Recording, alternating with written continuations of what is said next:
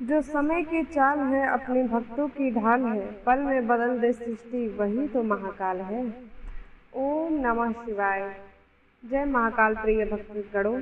आज शिव के रुद्र अवतार भगवान काल भैरव का दिन है, तो आज हम भगवान काल भैरव की कथा का स्मरण करेंगे। जो कालों का काल है बाबा काल भैरव। प्रिय भक्तजनों, सावन का महीना चल रहा है, चारों ओर महादेव की गूंज है। ऐसे में हम काशी के कोतवाल कहे जाने वाले भगवान काल भैरव की कथा का स्मरण करते हुए महादेव की कृपा का पात्र बनेंगे। शास्त्रों में कहा गया है कि भगवान काल भैरव की कथा जो कोई मनुष्य स्मरण करता है, भगवान काल भैरव उसकी मृत्यु तक को टाल देते हैं। भगवान काल भैरव तो मृत्यु के राजा हैं, तो इनकी कथा सुनने से भगवान काल भैरव की कृपा आप पर सदैव बनी रहेगी। आपके जीवन में सुख शांति आएगी, शत्रुओं पर आपकी विजय होगी, आपको भय से मुक्ति मिलेगी। भगवान काल भैरव की पूजा तथा कथा का स्मरण करने से व्यक्ति की अकाल मृत्यु से बच जाता है। तो आइए भक्तजनों, भगवान काल भैरव का दर्शन करते हुए कथा को सुनते हैं।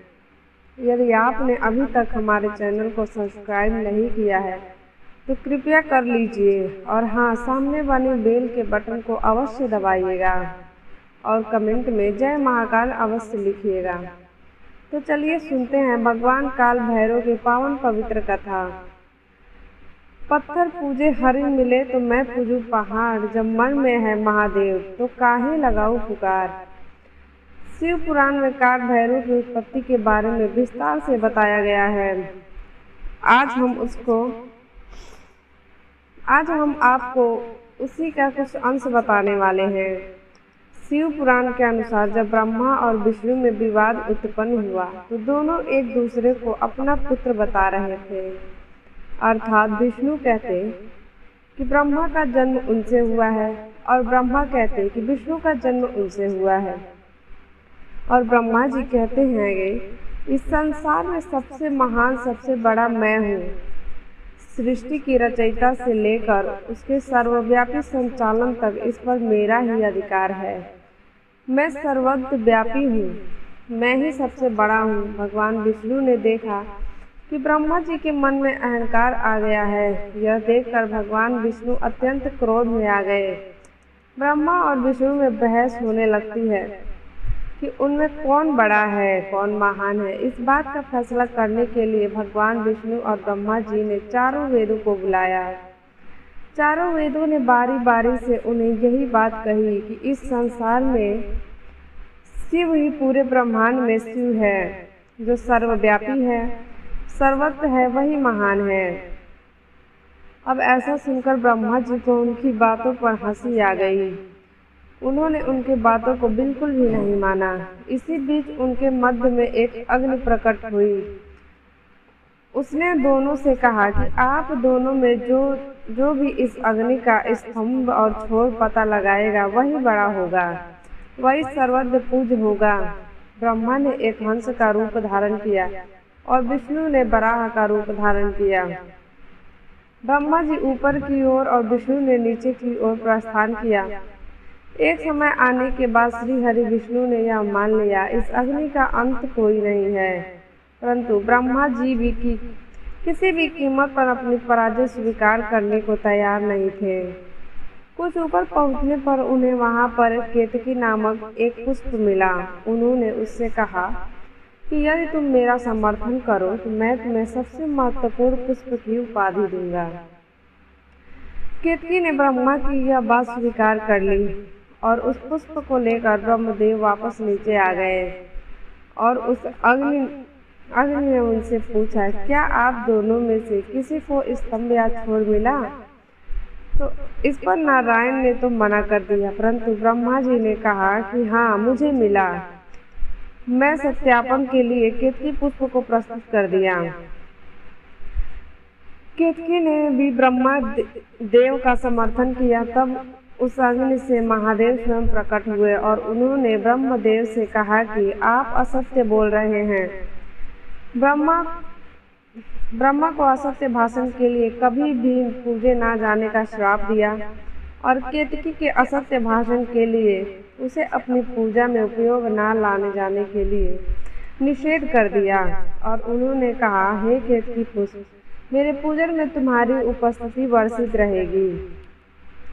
अगर जो कोई भी तुम्हारा उपयोग मेरे पूजा में करेगा उसे मैं दंड दूंगा। इतना ही नहीं, जब ब्रह्मा जी ने महादेव को देखा तो उनका 5वां सिर क्रोध की अग्नि में जलने लगा। तब ब्रह्मदेव ने क्रोधित होकर भगवान रुद्र को अशब्द कहना आरंभ कर दिया और स्वयं को सबसे बड़ा बताने लगे। उस समय ब्रह्मदेव पंचमुखी होते थे। तब भगवान शिव को आभास हुआ कि ब्रह्मदेव में अहंकार व्यक्त हो गया है।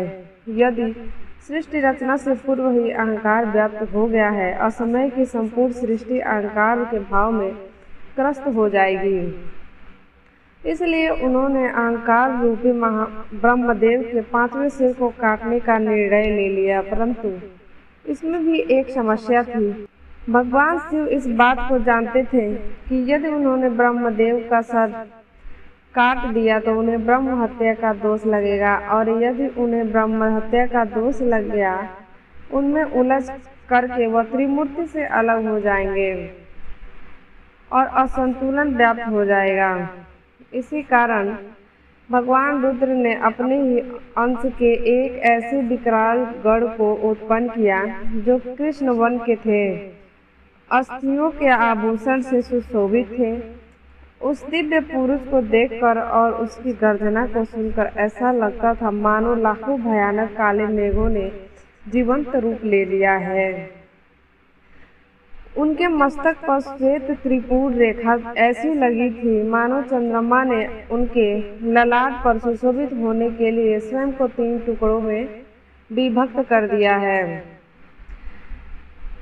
उन परम देवता की लंबी भुजाएं ऐसी लग रही थी कि मानो लोहे का स्तंभ हो। कमर पर बंधे मोटे मोटे घुंघरू से अजीब सी आवाज आ रही थी जिसमें हृदय भी भिन्न हो जाए। उस महाकाल महावरुगढ़ के भगवान शिव जी ने स्पष्ट शब्दों में कहा कि हे गढ़ महादेव, ब्रह्मदेव के इस 5वें सर को काट दो। इतना सुनते ही भगवान काल भैरव ने आओ न देखा ताव न देखा अपने नाखून से एक ही प्रहार में ब्रह्मदेव का 5वां सिर उखाड़ दिया, परंतु वह सर उनके हाथ से ही चिपका रह गया। जब उन्होंने भगवान शिव से इतना कारण पूछा तो उन्होंने उनसे कहा कि यह केवल ब्रह्मा का सिर नहीं अपितु ब्रह्म हत्या है। भैरव, तुमने ब्रह्मा के सिर को काटा है, इसलिए तुम्हें ब्रह्म दोष लगा है। और कहा कि ब्रह्मा के सिर को काटकर इस सृष्टि के अहंकार से रक्षा की है, अतः आज से तुम्हारा नाम भैरव होगा। अब तुम जाओ और ब्रह्मा के इस सिर को लेकर सृष्टि की विचरण करो, और जहाँ भी यह सिर तुम्हारे हाथ से छूट जाए वहीं तुम रुक जाना और स्थापित हो जाना। इसके बाद भैरव ने उस सर को हाथ में लेकर सृष्टि के चक्कर लगाना शुरू कर दिए। वह सारी सृष्टि के अंत काल तक भ्रमण करते रहे, परंतु कहीं भी वह सर उनके हाथ से नहीं छूटा। परंतु सृष्टि के चक्कर लगाते लगाते उनकी गति इतनी तीव्र हो गई कि वह समय से भी आगे चले गए। पूरे सृष्टि में विवरण करते करते भगवान काल भैरव काशी आ पहुँचे। अब काशी में जैसे ही उन्होंने प्रवेश किया, भगवान भैरव के हाथ से ब्रह्मदेव का वह कपाल छूट गया। वह भगवान भैरव वहीं रुक गए और तब वहां भगवान शिव प्रकट हुए। उन्होंने उनसे कहा, यह मेरी प्रिय नगरी है और आज से तुम इसके संरक्षक के रूप में यहाँ स्थापित हो जाओ, परंतु तुम्हें इस काशी नगरी में केवल पैर की एक अंगूठे के बराबर स्थान मिलेगा और तुम्हें इसी ब्रह्मा कपाल में भोजन करना होगा। तुम अपने तीव्र गति के कारण समय से भी आगे चले गए थे, अर्थात तुमने कालचक्र पर भी विजय प्राप्त कर ली है। इसी कारण आज से तुम काल भैरव के नाम से जाने जाओगे।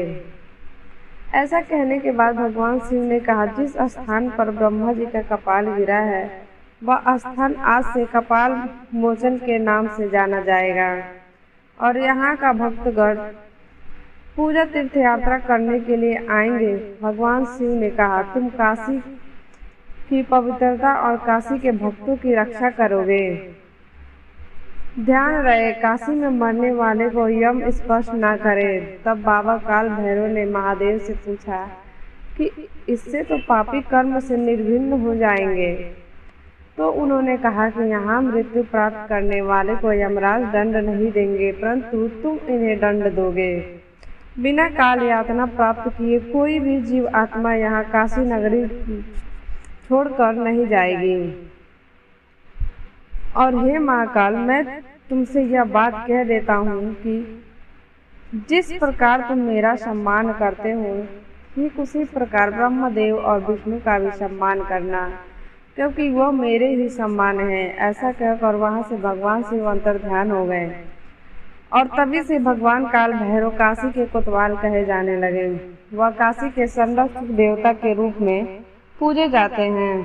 कहा जाता है कि जो कोई भी भगवान विश्वनाथ का दर्शन करता है, अगर वह भगवान काल भैरव का दर्शन नहीं करता तो उसका दर्शन अधूरा माना जाता है। तो इसीलिए जो भी भक्तगण काशी आए पधारे तो अवश्य ही भगवान विश्वनाथ के दर्शन करें और बाबा काल भैरव का दर्शन करें, साथ ही कपाल मोचन तीर्थ का भी यात्रा करें। काल भैरव के जन्म के संदर्भ में दो कथा प्रचलित है। पहली कथा ब्रह्मा जी ने संबंधित और दूसरी कथा राजा दक्ष की घमंड को दूर करने से संबंधित है। जय महाकाल दोस्तों, तो आइए सुनते हैं भगवान काल भैरव की दूसरी कथा। माता सती के पिता दक्ष थे। सती ने अपने पिता के विरुद्ध भगवान शिव को अपना जीवन साथी चुन लिया था और उनसे विवाह कर लिया। उनके इस फैसले से राजा दक्ष बहुत दुखी और क्रोधित हुए थे। भगवान शिव को पसंद नहीं करते थे। उन्होंने भगवान शिव को अपमानित करने के लिए एक यज्ञ किया। उसमें सती तथा भगवान शिव को निमंत्रण नहीं भेजा।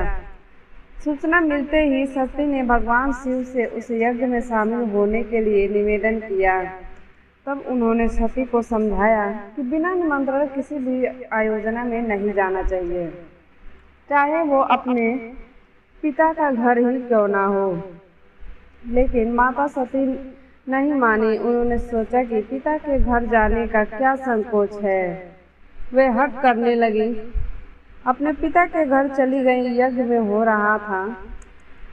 सभी देवी देवता, ऋषि मुनि, गंधर्व याद उसमें उपस्थित थे। सती ने पिता से महादेव तथा उनको न बुलाने का कारण पूछा तो राजा दक्ष भगवान शिव का अपमान करने लगे। उस अपमान से आहत होकर माता सती ने यज्ञ के हवन कुंड में अग्नि में आत्मदाह कर लिया।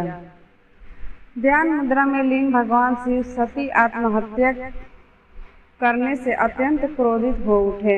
राजा दक्ष के घमंड को चूर करने के लिए भगवान शिव के क्रोध के कारण काल भैरव की उत्पत्ति हुई। भगवान शिव ने काल भैरव को उस यज्ञ में भेजा। काल भैरव का रौद्र रूप देखकर यज्ञ स्थल पर मौजूद सभी देवी देवता ऋषि भयभीत हो गए। काल भैरव ने राजा दक्ष का सिर धड़ से अलग कर दिया। तभी भगवान शिव भी वहां पहुंचे और सती के पार्थिव शरीर को लेकर अत्यंत दुखी हो गए। वह सती के पार्थिव शरीर को लेकर पूरे ब्रह्मांड की परिक्रमा करने लगे। ऐसी स्थिति में भगवान विष्णु ने अपने चक्र से सती के शरीर का 51 टुकड़े कर दिए। सती के अंग पृथ्वी पर जहाँ जहाँ गिरे वहाँ शक्तिपीठ बन गया, जहाँ आज भी पूजा होता है। धार्मिक मान्यताओं के अनुसार काल भैरव उन सभी शक्तिपीठों की रक्षा करते हैं। तो दोस्तों, यह थी भगवान काल भैरव की कथा। जय हो बाबा काल भैरव। ओम नमः शिवाय। प्रिय दोस्तों, उम्मीद करती हूँ आपको यह कथा अत्यंत पसंद आई होगी। अगर आपको यह कथा पसंद आई है तो आप हमारे इस वीडियो को एक लाइक और कमेंट में बाबा भैरव अवश्य लिखिएगा। मिलते हैं नेक्स्ट वीडियो में, तब तक के लिए नमस्कार।